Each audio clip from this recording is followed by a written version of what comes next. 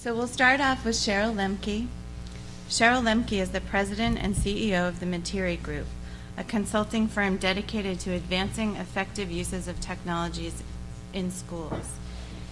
Ms. Lemke has more than 25 years of experience in the public sector as a teacher, technology director, policy expert, foundation executive, and cabinet member at the state education agency. She is the architect of several large-scale frameworks for education technology and the associated audit systems. And she's currently working with several states and districts to ensure district and school technology readiness for online assessments for 2014. And I will say that with all of these bios, there was, I could go on for days about all of these individuals. So this is just a short snapshot, but take a look at the bios in your folders. And Cheryl and her colleague Jody Britton are the TLINC independent evaluation firm. So thank you for all that work as well. Neal is the CEO and founder of Kajit, which is the leading provider of mobile services specifically for kids and families. Before Kajit, Mr. Neal served as CEO and vice chairman of V Campus Corporation, a provider of e-learning applications for business, educational institutions, and government organizations. Before that, he was with the team at U.S. Internet Working, Inc., a technology service company that pioneered the delivery of software as a service. Mr. Neal also previously had a long career in local and federal government leadership positions with a focus on urban planning and development. And next we have Barbara Treacy, who is the director of EdTech Leaders Online, centered at the Education Development Center in Boston. EdTech Leaders Online is a national capacity building online learning program for states, school districts, virtual schools, and colleges and universities.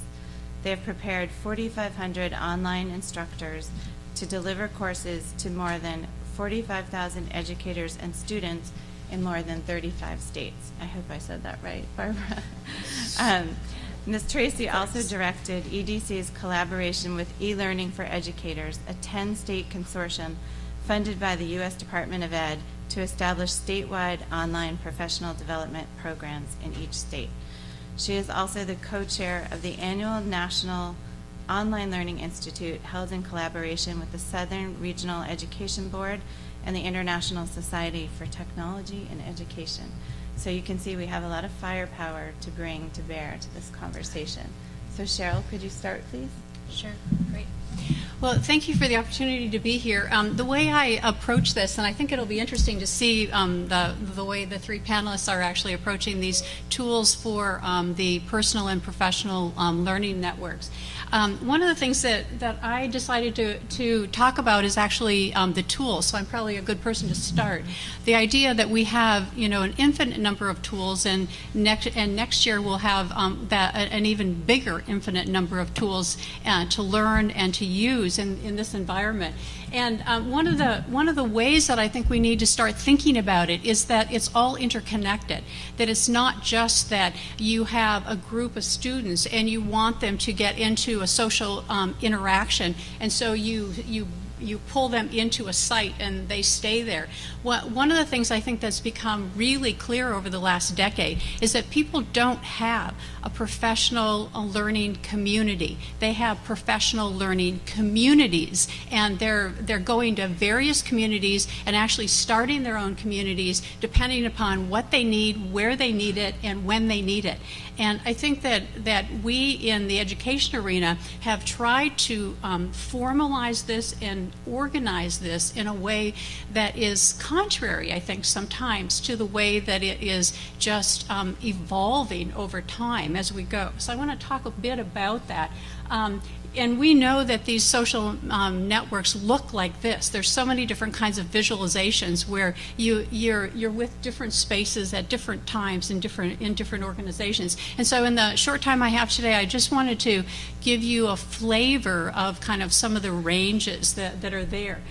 First of all, that there is kind of a generic piece that we're doing where we're talking about that electronic culture, and it's a range of media and a range of venues. And it's mediated, and certainly it's collective intelligence, and I think that collective intelligence piece is a really important one. I don't know about you guys, but I'm from an era where I actually didn't get my voice as an educator till I was in my master's degree program. I didn't feel like I knew enough, had enough experience to ever say anything original. So I was always just kind of repeating what everybody else was saying. And eventually I got pushed during my master's degree program to say, don't you have a voice? Don't you have an opinion? And I think that one of the things that we need to do, I think you in higher ed call it self-authorship. The idea that you should have the moxie to understand how to use evidence-based reasoning and to come to your own conclusions in very logical ways, and then stand behind your position and actually get into the fray in terms of argumentation and discussion online. And you learn so much about what you're thinking when you do that. That's the collective intelligence that we really need to get at.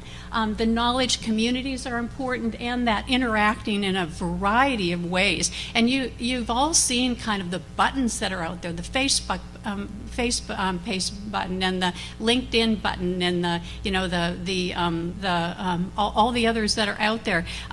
We can get connected in a variety of ways. So you can go to various communities of practice, and they might even say, do you want to register using Facebook, or do you want to register using LinkedIn? So there are some linkages that we can have. So even though our students are in a variety of places, there is some commonality to how they're connected.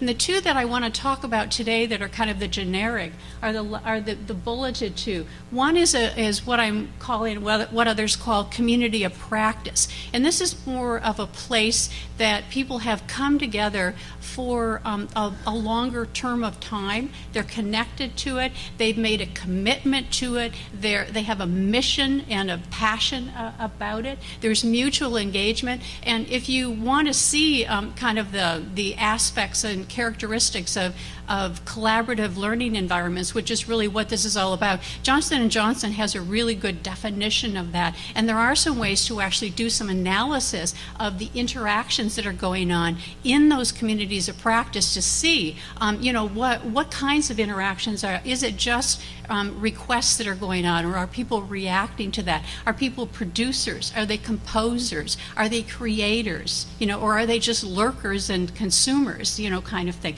What kind of behaviors are really going on in those communities?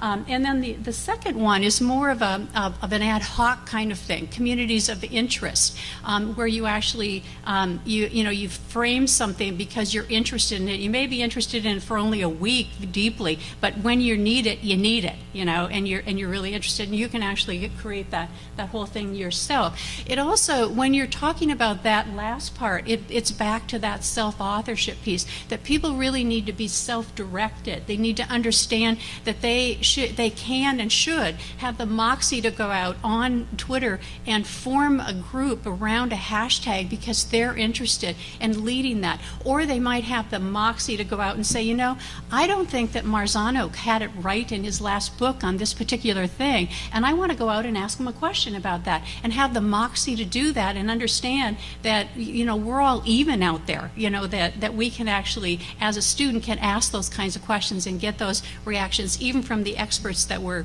reading from. So the first one, I just want to give you a couple examples of what I mean. The first one is the personal learning networks, which is actually the communities of interest. And if you're interested in reading about that, the MacArthur Foundation has an author whom they've paid to actually do some extraordinary work in this, Dana Boyd. And by the way, she has lowercase in both of her names. I'm not sure why that's the case, but she does. It's called Hanging Out, Messing Around, and Geeking Out. And it's a really interesting perspective of what people are doing. In this case, K-12 and higher ed students are actually doing in those social networking spaces. So think about this. One of the ones I wanted to talk to you a bit about is Twitter, because there's kind of several camps to this. The people who have been using Twitter for a while, they really like it, enjoy it, and those who don't use it actually don't see any use for it whatsoever. What could you possibly say that would be be interesting in 140 characters, not understanding the power of those network collections as we're working. So I think that one's important. There's really interesting visualizations that are happening as people look at, this is called a Twitter or a tweet circle, and there's also really interesting things that people are doing around it. For example, PB Works actually has something called EdgeChat, if you've not ever seen it before. And one of the reasons I really like this is because they every week have a forum out that says, what do you want to talk about?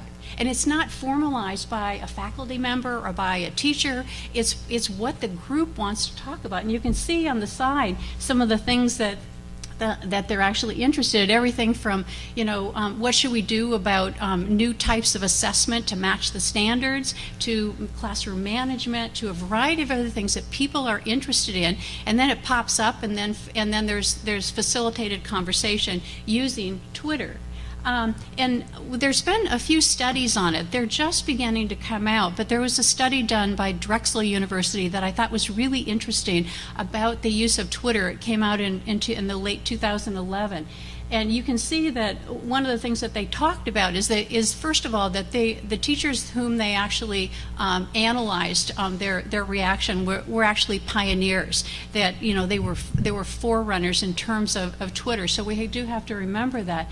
But they talk about the fact, as you can see, that it's serendipitous learning, and that you go online. And I ask teachers all the time and tech coordinators. I work in the area of educational technology all the time. What the best kind of professional development is, and I bet 3 out of 10 at this point tell me it's Twitter.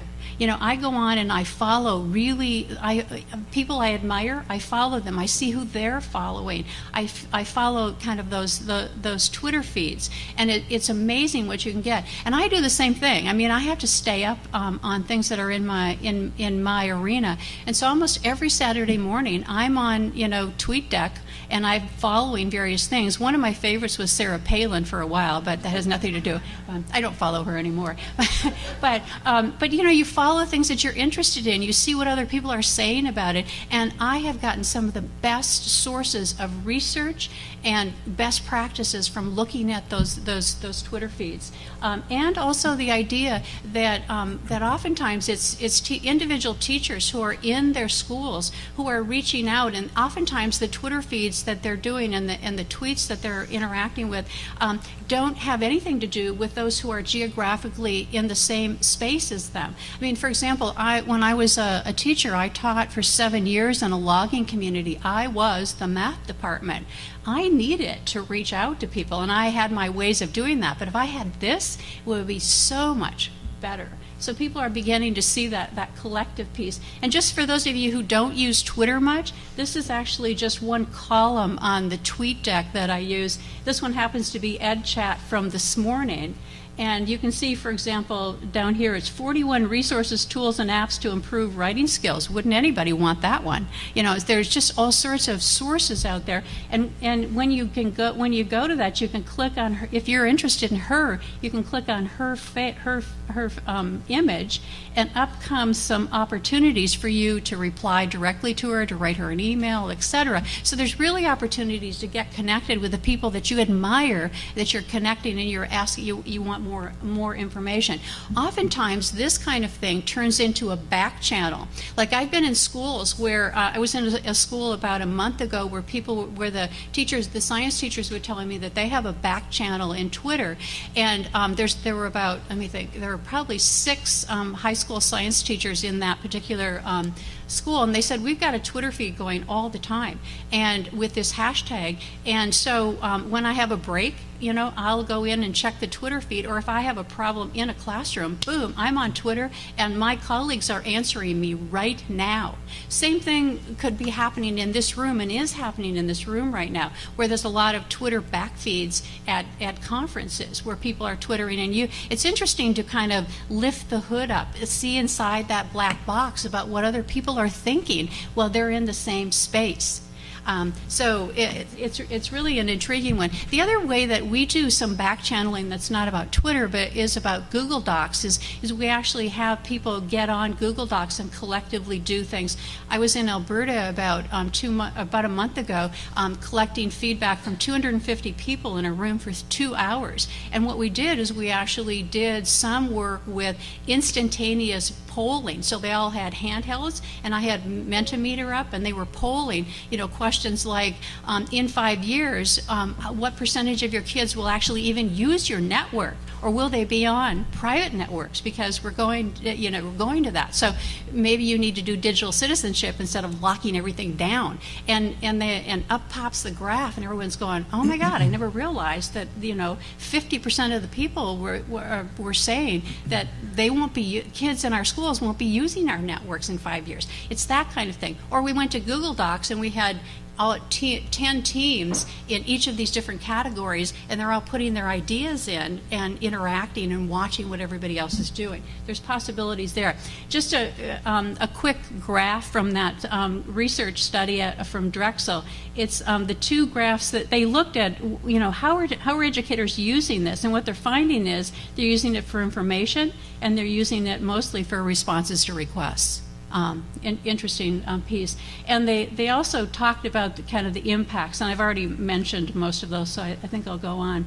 Another one I thought I'd share with you that you can see is Coursera. How many of you use Coursera? Free of charge, Stanford, Drexel, all sorts of universities there. I happen to be in a course right now, 2 minutes, sorry. Right now about Think Again, How to Reason and Argue. It kind of looks like this. This is the professor from and here's the lectures that he's doing. But what I wanted to show you about the Coursera is that he has set this system up so that it allows people to make their own groups, to interact in the way that they feel comfortable. For example, you can actually schedule a hangout. And so if you have a particular thing that you want to talk about, you schedule it, and then you come in and do some synchronous chatting. Or another one that's really interesting to me is study groups. And in this case, these are face-to-face study groups about this online course. And there's one in Puerto Rico, and there's one in Tokyo, and there's one in Russia. They're just all over the place, and no matter where you are in the country, you can actually find those. So even within a very formal structure, you can actually do that. The last one I want to talk about is personal learning networks, which are communities of practice. One that I thought it would be interesting to look at is Teaching Channel. That's just come up. It's free of charge. We've got lots of videos. And one of the things they're doing is they're actually constructing professional development around those videos. They call it deeper learning labs, where 36 people come together in a cohort. They're divided into 9 people in a smaller cohort, and they learn about something through video, instructional practice. Then they go practice it. They take video of themselves. They post those videos, and within that 9-person group, they interact about that. Very, very powerful kind of thing. And again, community of interest within a community of practice. A couple other ones about science. This one has been up for a long time at Drexel, called the Math Forum, and thousands of teachers are on it. The last thing I want to close with is the fact that we have this opportunity, and one of the things that I would suggest that you try to do is change the very culture of your university. So this is just transparent, and it's expected in every kind of class that we have and that we use it. And the reason for it is that we're trying to get at this professional vision.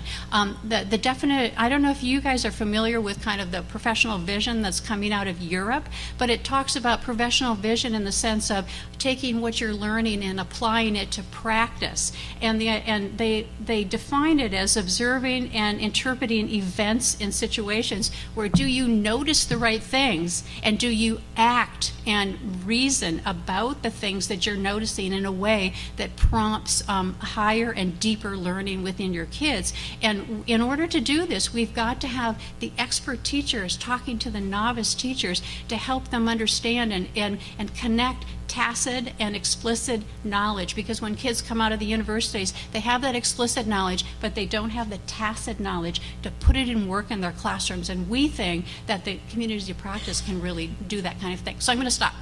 I'm a little bit over time, sorry. Action to just being here, and delighted to be here. Thanks for including me.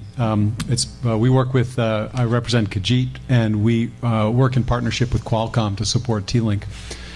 Someone called us their service provider, but we like to think of it as much as being a student here, because we're here to listen more than talk, I think, although I'm going to try and fulfill my obligation to fill a few minutes.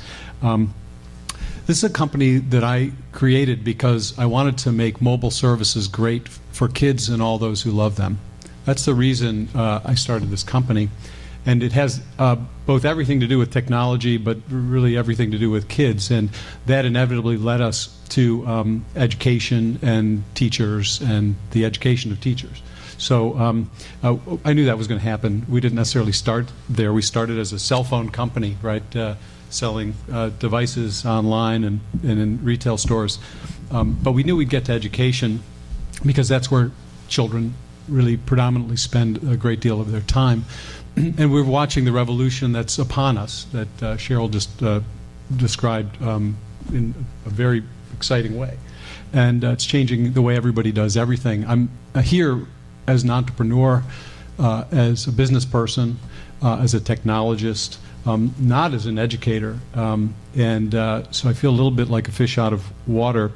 But I want to share some thoughts of kind of what I would call preliminary or beginning perspectives on technology in this realm that all of you have helped to kind of bring into focus and are working to change from all the remarks I've heard. It's early. It's a land of complexity being turned into simplicity. And it's always in service of the pedagogy and the learning community, the teaching and learning community. So we begin sort of with that. And I think if I were to have you think of a company, a technology company, come here and wave around a device, I'm not the first to wave around a device. I find that interesting. I'd say it's about the thoughtful implementation of technology. So everything I say today is about thoughtful implementation of technology. So one of the things about me personally is no TV in my house, although it creeps in through my daughter's smartphone. I have 3 children, elementary, middle, and high school. And I watch them with their technology. And we study it in more rigorous, empirical ways as well. So I'm not a purely anecdotally driven person. Investors don't allow that generally when real money's at stake.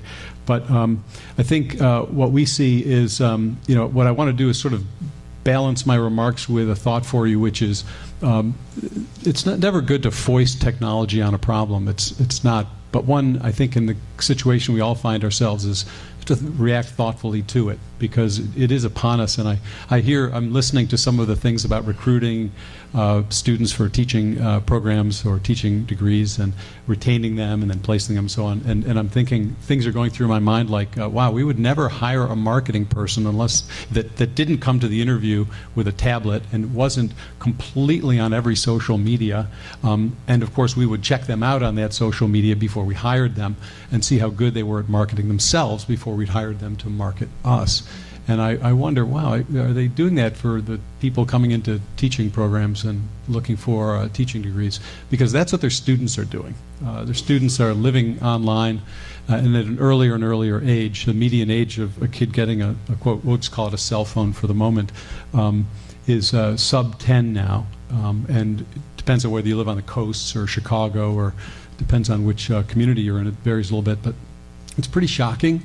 And the only insight I can, if I have one at all, it was back in '97 to look at a kiddie phone with 4 buttons and say, that'll be a supercomputer someday. So it is in the pockets of the students, of the teachers, and that's relevant to the teachers you recruit and retrain or train and then retain and inspire to go out there and do what researchers have shown is really important, which is be a great teacher, because that seems to matter more than anything else. So we get that in the technology world.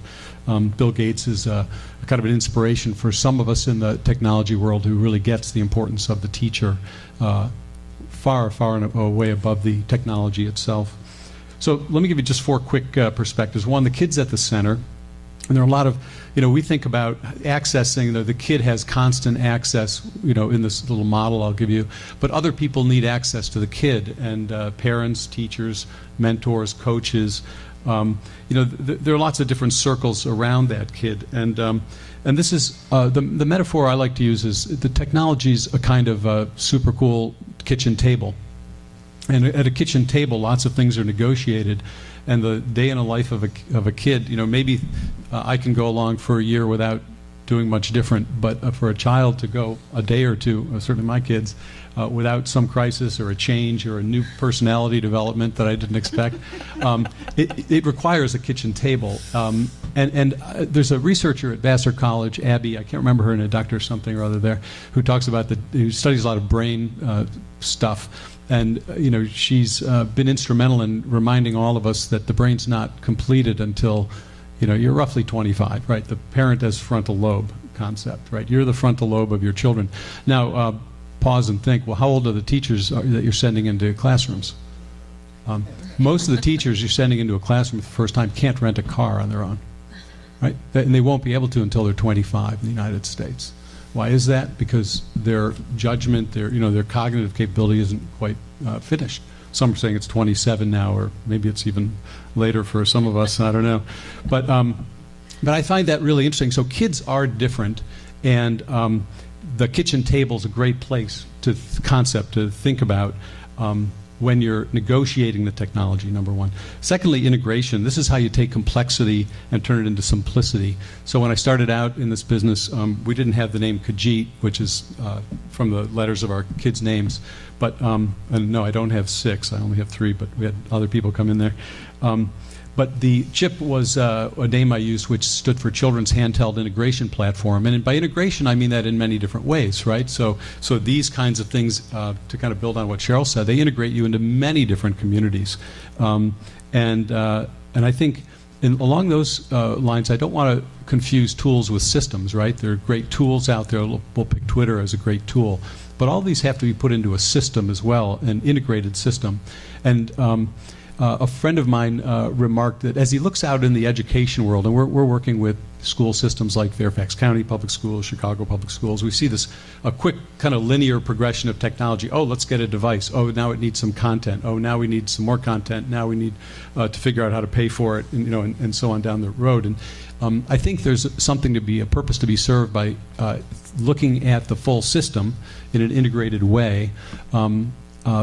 Ahead of time, and not just do things in a serial fashion, but more in parallel, you might say. But the way I see it done in private sector solutions, when somebody's trying to launch a new customer relationship management platform into a business, a CRM platform. Well, why isn't there a CRM platform for teachers, right? So I wonder about that. But it seems that the technology comes down more serially and not so much in parallel. So we're devoted to kind of learning and integrating, and that's kind of our middle name. The tech stack is complicated. There are networks, there are devices, there's operating software, there's systematic software like learning management systems and other kinds of things for assessment and so on. Then there are tools. We'll just keep picking Twitter for that one. It's a great one. And there's pieces of content. There's a UI. There's support, there's billing, there's care, there's the administrator support. There's really a lot of stuff in that stack. And while it's tempting to say, wow, it's really complex, it can be simplified, and that's what we devote our work to. The third point is the experiment loop, test and iterate. It's great to have a vision. I've heard some great visioning here today, and it's just inspiring. And it can coexist with rapid experimentations. I was talking to a headmaster of a 600-student independent school recently who said, yeah, we're just giving everybody tablets next month. They're just doing it. And it comes along with professional development and all of that. But I said, so did you study that? Not really. And they're just doing it. And this is the $40,000. Yes? Okay, thought that was a question, or 5 questions. Sorry. So people are getting pretty bold in their experiments, and I would say embrace that. We do it in our business quite a lot, and we see very successful. Google's a great example. Boy, they've had hundreds of experiments, and a lot of them have failed, but they have been succeeding at some core things, obviously. And I would say don't be shy about it, because it's coming at us at the speed of lightning. So if you think about, the smartphone with training wheels came out about 5.5 years ago, and it's just already just a different world. Now in the U.S., or actually globally, smartphone shipments are exceeding PC shipments today. So it's just incredible to see that. The netbook is no more; the tablets replace that, and it's just sweeping. And for each of the tools that Cheryl talked about, there's 20 others that try and mimic those that are worth finding out about. Might even be better, but I'm just ignorant of because I haven't done a thorough research into it, into each of those.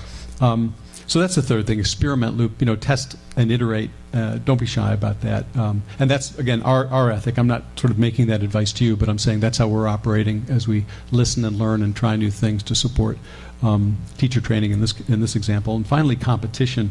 Competition is, when I grew up in Rochester, New York, it was, who in the metro area was going to go work for Kodak? I think you remember Kodak. Today, my children are going to be competing with children in India, South Korea, China, Japan, Europe, and that's who they're competing with because they are doing their work online. Speaking of doing your work, I thought I'd at least make this remark about, I work with and have a lot of friends in technology companies. Most of us have stopped requiring people to come to the office. I don't know if you know that, but like the notion of leave, it's sort of out the window. In our company, we just don't really track it. It doesn't matter. I don't look and see who's at their desk every day. I really couldn't care. It's really about the outcome and, are they producing value in their particular realm, and kind of know that or not.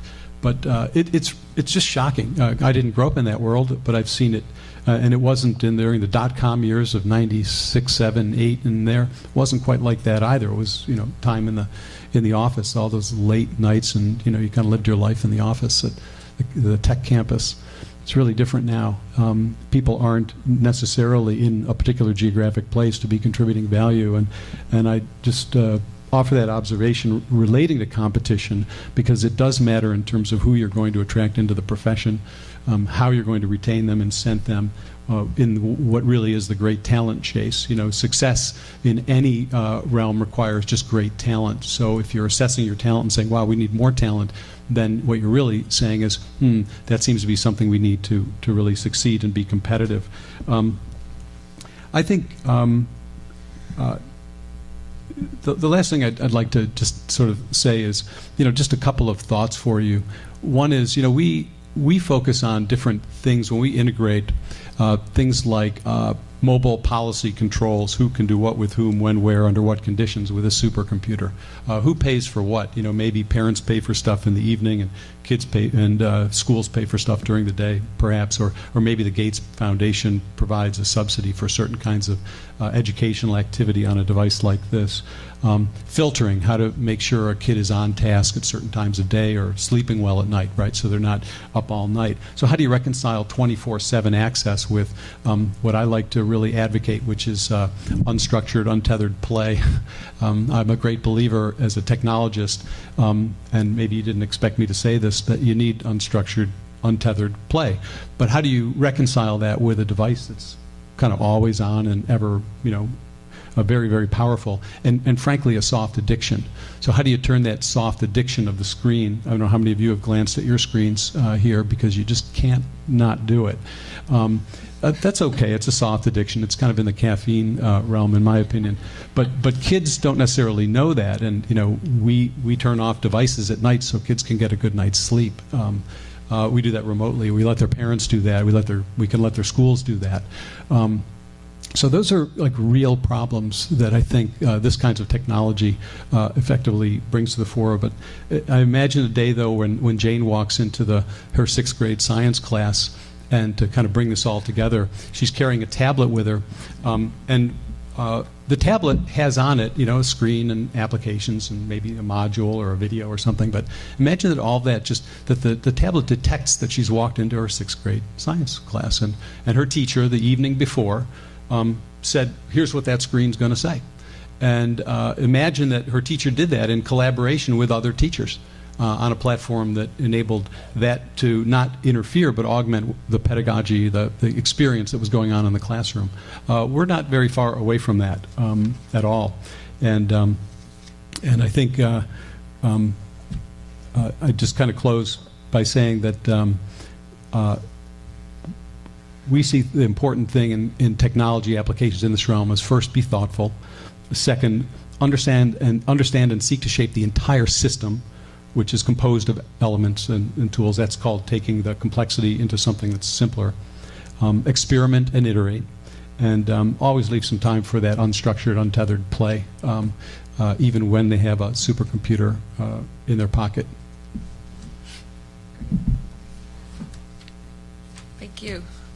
I am really excited to be here. I've been a fan of TLINC since it started, and we were doing online learning and experimenting with online communities in those early days when it wasn't such a popular thing, and it wasn't, there weren't, maps and maps and maps of all the social media and all the ways that you could do it. We were trying to let people know that you could build communities, that you could learn, that you could support teachers, you could access high-quality professional learning and content and interaction in the online environment that in some cases could surpass and improve on and address the challenges of traditional professional development. So now everybody's talking about it, and it's a huge thing, and there's all this proliferation, and the danger is, that we will just throw the devices in people's hands, whether it's teachers or students,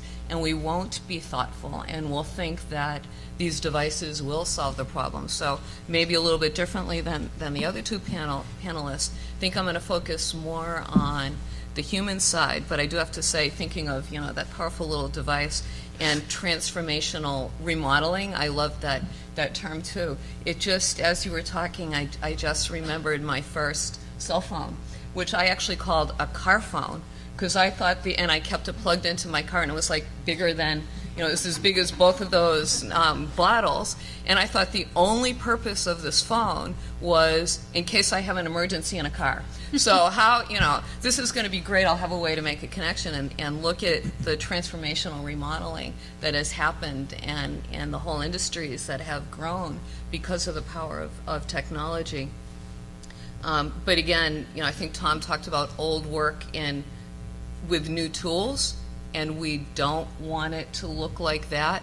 Of course, the way I tend to put it is old wine in new bottles. You can see the difference between Tom and me, because that's how my brain works. But we really don't want to do that. So as we use these tools, we really want to think about how can they move the field forward? How can they actually change the paradigm so that we are not we are addressing the needs, the kind of dramatic changes that are going on in the industry and in the world that Tom and all of the other panelists talked about. So, Cheryl, you talked about Coursera. And again, what came to mind, and I'm sure you're aware of this genre of online learning where our field has exploded to MOOCs. So everybody knows that term, the massive open online courses. Well, I thought, I tried to understand what was going on with this, and thinking like, oh my God, look at this thing that I've been, beating the walls down and telling people about online learning. This is now everywhere. It's gigantic. All of the, the Gates Foundation is funding it. The elite universities are behind it, let alone all of the other players in the field. But what struck me about MOOCs was it's the opposite. The initial format was actually the opposite of what we were trying to do and how we were trying to improve learning with online tools and online technology, because it was actually, and again, there's many genres, just like everything has exploded, but some of the core formats were actually new wine in old bottles. They were professors lecturing, video to, instead of an intimate learning community and really paying attention to interaction, it was broadcast learning and the opportunities that the tools that are available, Twitter and Google Hangout and all the things that we can use in our MOOCs to break down the 10,000 students into learning communities. The field is trying to develop research on MOOCs on how to curb the huge dropout rate in MOOCs, because people are not completing these courses. Some people are, and I'm really excited about the opportunity and what we can learn about learning by the amount of people and the data and the tools that are available that have grown up to learn with all of these people that are in the courses, and that we can track what we're doing.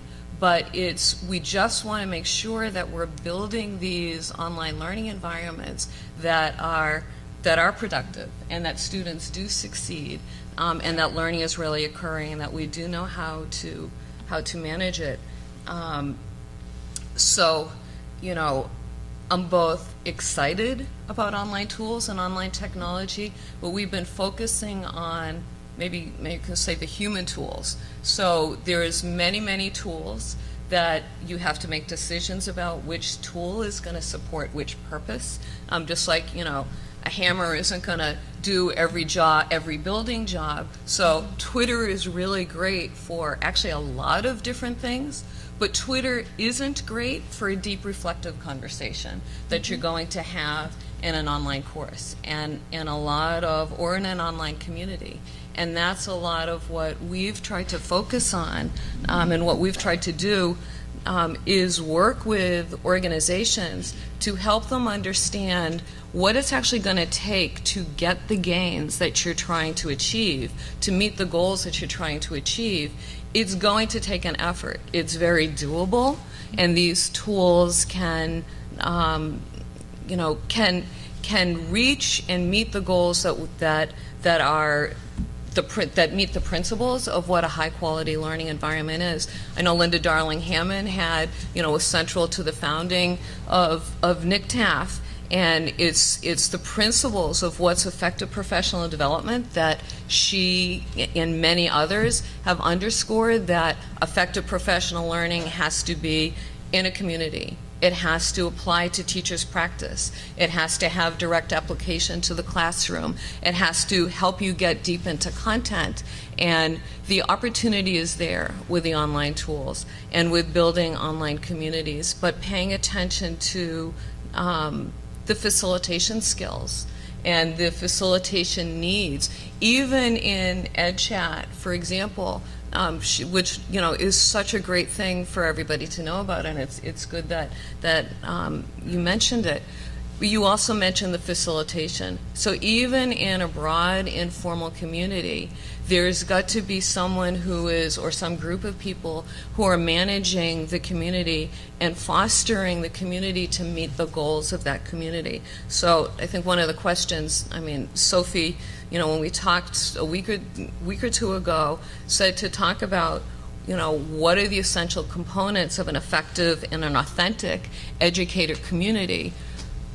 The tools are one important component, and you have to make good decisions about what tools you're going to use to foster the learning and in the community.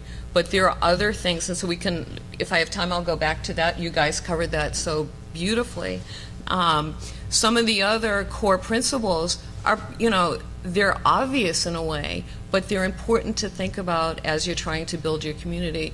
As basic as having goals that meet the needs of the community. And I think some of the TLINC research, I was browsing through some of the research reports over the past few years that you guys have worked on, and that was one of the principles, that an authentic and important community has to have goals, and you have to have a way to make the goals public so that the people who are in the community are aware of what the purpose is, and that they're then engaged with helping make that purpose happen. So it has to be pretty explicit, and you have to talk about it. The goals may change, but you have to be explicit about the goals changing.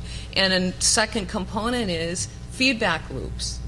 You have to have the feedback to know if it's time to shift the goals. And some communities actually have a lifespan. They're not meant to go on forever. And so if the goals are met, you have a way of knowing it. And maybe it's time to recreate the community or to declare where we're going with the community. But if you don't have a mechanism to get that feedback, then you may not know, well, what happened? This isn't working. But there are ways to know. But you have to be aggressive and proactive about seeking that kind of input from the community members after they've bought in, being willing and having an ongoing process. The biggest thing that I want to focus on, and there's something that I did not put in the packet, but I can, share with you if you want, is something that we've been using in our training of online facilitators, whether they're for online courses or for informal communities. And it's something that, again, came out of our practice. It's very simple, 10 tips for effective online facilitation. And one of them, for example, is having clear goals and making them explicit and finding a way to bring them in. And the second one was one of the ones that I just said, having feedback loop. But some basic principles of setting a tone, for example. You need, and let me back up for a minute, when I said when we train facilitators, that's to say facilitators do need training. So it's, again, the tools are great, and we can meet so many new goals because of how technology and devices and infrastructure has expanded, but we still need preparation. It's kind of like, this is a beautiful day to be here focusing on teachers. So teachers like you guys and everybody has been saying, teachers or facilitators are still the essential component in the learning process, even as our tools change. So that includes in the professional learning process and in professional communities. So it's not enough to set up the community and to have the devices and to have clear goals and to have everybody know where it is without somebody actually going through the process of thinking about, well, what's actually different about teaching and learning in this environment, and how do I make it work? It can work, but it is a different environment. The pacing is different. The way content is distributed is different. The nature of the conversation and the fact that it is 100%, if it is an online community, it is learning and teaching with technology 100% of the time. That's just different. So you need time to think about what is actually different in this environment. Think, was it Charles who said, talked about learning on the job? Well, that's actually what I feel like is the beauty of my job. I feel like we're just, we're raising to a principle the opportunity and the need to keep learning, and the ability, the access is there to keep learning all the time. So as you're becoming, oh my God, okay, so you can see I'm excited. I was watching the 2-minute warning on everybody else, and now I see it. So anyway, the many things to think about. I'll just, tell one thing. When we train facilitators, first of all, we're training them in the online environment. And I'm sure you can picture why that's important. You need experience as a learner in the online environment in order to be effective as a facilitator or a teacher in the online environment. And we're working with facilitators to learn effective questioning techniques. That's another core strategy for how you keep a community alive and prevent stagnation and keeping the community in its direction. Knowing when to redirect while not being the one who's going to answer every question, or just watch and see it unfold. You have to know how to intervene, and one of the biggest strategies is using effective questioning techniques and inquiry-based strategies. So we prepare facilitators to facilitate online courses and online communities, and there's a whole online session, there's a week of online learning and with readings, and the whole course is experimenting with it. Well, what's amazing is we start hearing teachers say in the online discussion about that, like, this is fantastic. So they're learning how to be online facilitators, maybe, and they're developing their professional leadership by doing that. but they talk about taking those strategies into their day job. And they're saying this is something, I know I'm with a bunch of colleges of education, but they say this is something that we're expected to do with 21st century learning and with all these things, but we didn't actually learn this for the most part, I'm sure, excluding your programs, in our pre-service training. These are techniques that are really helping us get reflective with our students. So it's powerful, but it takes planning and it takes preparation.